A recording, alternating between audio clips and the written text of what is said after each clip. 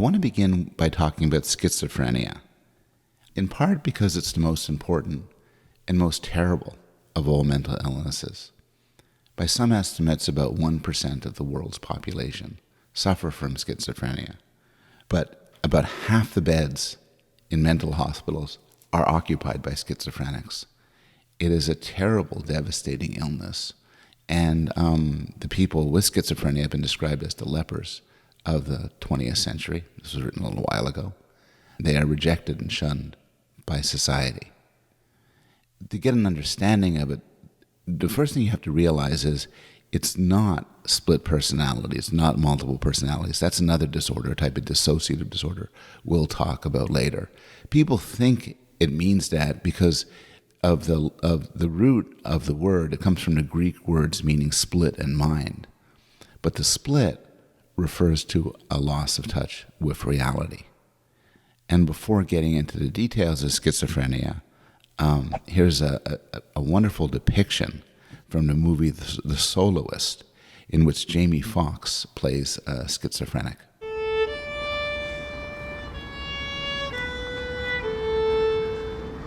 Stevie Wonder fan?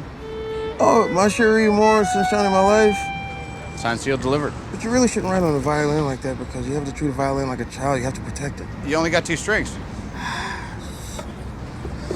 All I want to do is play music, and here's the problem that I'm having right here. This one's gone, this little one's out of commission. But you get that in Cleveland Public Schools. A lot of military statues in Cleveland, very military-oriented city. You're not going to get musicians on parade there. You got Servants Hall there. You have the music settlement, Ohio State University, whereas in Los Angeles you have Los Angeles PD, you have LA Times, you have Los Angeles Lakers. Those are armies too. Military regimentation, experimentation, Roman Gabriel, Roman Catholicism, Colonel Sanders. But this guy right here is the quarterback of the orchestra. Now the cello can back this guy with the same moves, but the cello can't be concert master. No, he leads out. This is just Doc Perlman, Joshua Heifetz. You can't play music in the winter in Cleveland because of the ice and the snow. That's why I prefer Los Angeles to Beethoven City, because it never rains in Southern California. And if it does, all I have to do is just go in the tunnel. I can play to my heart's content. I'm flabbergasted about the statue. Aren't you flabbergasted about this? Anyway, nice to meet you. You have any idea how it got here? No. Maybe they dropped it off late at night, because it's just astonishing to sit here for hours and just gaze at it. It just blows me away. It really blows me away that someone as great as Beethoven is a leader in Los Angeles. Yeah. I'm Steve Lopez, LA Times. Lopez, L-O-P-E-Z? Yeah. Lopez. Los Angeles Times, Mr. Lopez. What's your name? Lopez. Nathaniel Anthony Ayers Jr., N-A-T-H-A-N-I-E-L-A-N-T-H-O-N-Y-A-Y-E-R-S-J-U-N-I-O-R. Or J-R period. I apologize for my appearance. I've had a few setbacks. Me too.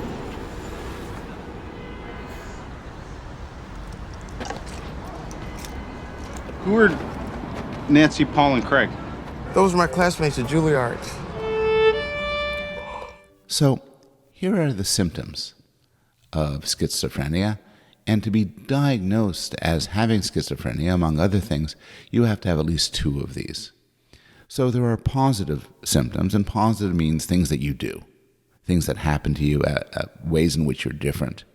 These include hallucinations, where you experience things which don't really happen. Typically they're auditory, they're sounds, so you might hear voices. You might hear voices from God, or from the devil, or from relatives, or from people, sinister people asking you to do terrible things. A second symptom is a delusion. And a delusion is different from hallucination. Hallucination is a sensory experience that didn't really happen. A delusion is an irrational belief. So you might believe, for instance, that you're Jesus Christ. If you're Christian, one way schizophrenia might manifest itself in believing that you're Christ. Often the delusions are what they call delusions of reference, where you have certain structured beliefs that circle around you. Maybe the government is tracking you, or aliens are trying to recruit you. There's something gone wrong in the world, and it might manifest itself in some sort of paranoid feelings or disturbed feelings that are based on you getting a lot of attention, a lot of focus. Perhaps, for instance, you might believe that people are reading your mind. There's disorganized speech or word salad, often schizophrenic sort of garble, and disorganized behavior, which is a polite word for odd behavior, for doing weird things. There's also negative symptoms, which involve an absence of cognition or affect, where people become emotionless, their emotions are dulled, they don't talk, they don't move. In the most extreme case of catatonic schizophrenia, they may just be perfectly still and not even move at all. And there are different subtypes. These are not all of them, but this will give you a flavor of this, which is that there's paranoid schizophrenia. And paranoid schizophrenia may well be what people think about when we think about schizophrenics, which is you might believe have delusions of persecution and some delusion of grandeur, that others are jealous of you, they're inferior, you have super and special powers. As I mentioned before, there's catatonic schizophrenia, you're just kind of frozen. There's disorganized schizophrenia, just a general breakdown of regular thought without much of a focus. You have delusions, hallucinations, disorganized speech and behavior, and flat affect.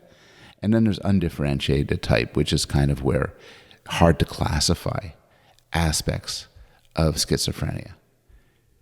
So you might wonder, what's wrong with schizophrenia? What do all of these things have in common? And, the basic malfunction might well be an inability to sequence and coordinate your thoughts, to get your head together. And essentially, this leads to a certain unfortunate effect, is you lose contact with others. So this original split in your mind, your inability to reason, makes it difficult to deal with others. And then because you can't deal with others, your disorder gets worse. This is the sort of typical vicious circle one finds in mental illnesses. And in fact, a lot of delusions and hallucinations may well be seen as an elaboration of the private world of a person who's lost contact with other people and is also having a difficulty distinguishing fantasy and reality. What causes this sort of neural malfunction, this malfunction in thinking? Well, there's some evidence it could be due to too much dopamine. And in fact, studies of schizophrenia find abnormally high dopamine activity. And one reason to believe this is that antipsychotic drugs have some effect, some beneficial effect with schizophrenia, and they work by blocking dopamine reception at the synapse, so dopamine doesn't work as well. It's also supported by the fact that if somebody who's not schizophrenic takes a lot of amphetamines, you sometimes get amphetamine psychosis, which is a lot like schizophrenia. But this is a sort of a crude theory of schizophrenia. Nobody believes it in the simple form I'm giving.